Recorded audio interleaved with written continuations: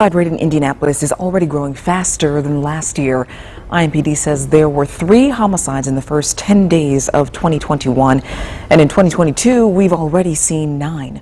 So including 3 killings that just happened this weekend, so many people have questions. What are we doing and how do we fix it? Now Mayor Joe Hogsett and urban pastors are standing against the violence.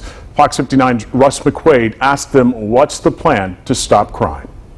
Behind me you see the 2000 block of East 46th Street, where one of the last 271 homicide victims of 2021 was felled by gun violence, a trend that Mayor Hogsett and a new group of pastors are hoping to turn around in 2022.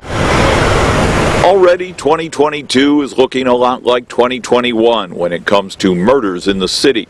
A new group of clergy calling themselves the Indianapolis Urban Pastors Coalition announced itself today with the goal of putting faith into the fight against violence. You should expect faith leaders to be focused on things of God, not on things of men.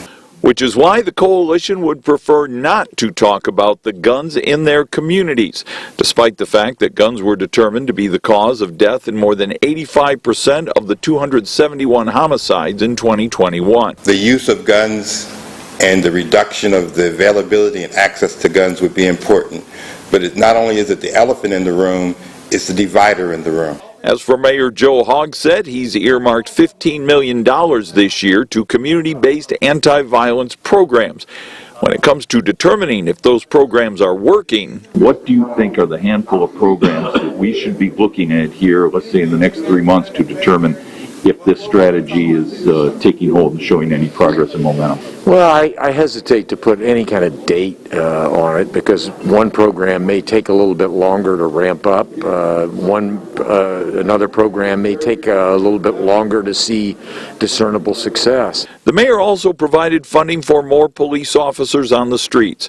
Right now, IMPD is 200 short of that number. Still, Hogsett thinks it's part of the solution. What's going to make a difference is not simply adding more police officers, although that will, I think, give the people a perception of safety that perhaps is lacking in some areas. And the pastors say their first plans to halt gun violence in 2022 include a week of fasting and prayer for answers.